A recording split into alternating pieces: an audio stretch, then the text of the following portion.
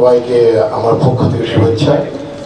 Specially যে পত্রিকার আজকে 21 বছর পার করে ফেললো, নববাণী, মানে নতুন কথা, নতুন বাণী, সেটা মানে তরুণ আর কি, তরুণ রয়ে গেছে, বাট বয়স 22-এ পা দিয়েছে। এই যে ওনার মধ্যে 22, বেশি হবে, একটু বেশি হতে পারে, ভাবি বলে যে আরো কম। তো যাই হোক, বয়স কোনো বিষয় না, কিন্তু পত্রিকার ক্ষেত্রে অবশ্যই একটা 22 বছর হওয়া কিন্তু অনেক বিশাল একটা ব্যাপার, যে এই দেশে সত্যের পথে চলে, সত্য কথা বলে, অন্যায়ের প্রতিবাদ করে টিকে থাকা 22টি বছর কিন্তু কম না। আর যে দেশের মানুষ বেশিরভাগই দুষ্ট, আমরা কিন্তু খুব বেশি দুষ্ট মানুষ হিসেবে, আমরা জাতি হিসেবে খুব যে ভালো তা কিন্তু না।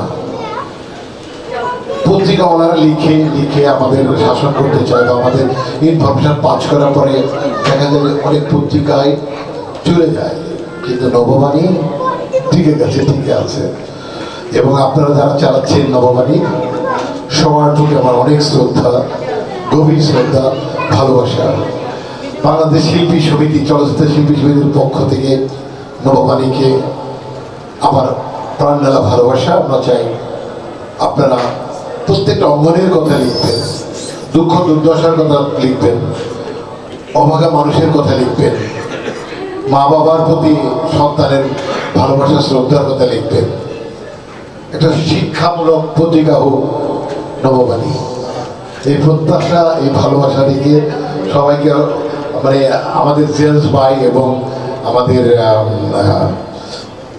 রিপন ভাই, যিনি আমাকে দাওয়াত করেছেন, আমরা একসাথে অনেক কাজ করেছি, এবং সবার প্রতি আমার অনেক ভালোবাসা। যেহেতু আমি, আমার মিশা সদাগর উনি দাঁড়িয়ে আছেন, আমার প্রেসিডেন্ট, এবং অনন্ত জলিল উনি দাঁড়িয়ে আছেন আমার জন্য, মুক্তি জয়া বসে আছে, কারণ আমি একটু প্রোগ্রামে যাব, এই জন্য আমি দুঃখিত, আপনারা ক্ষমা করে দেবেন, আমার কোনো কারণে কষ্ট পাবেন না। সবাই ভালো থাকবেন, অনেক শুভকামনা, ধন্যবাদ, আসসালামু আলাইকুম।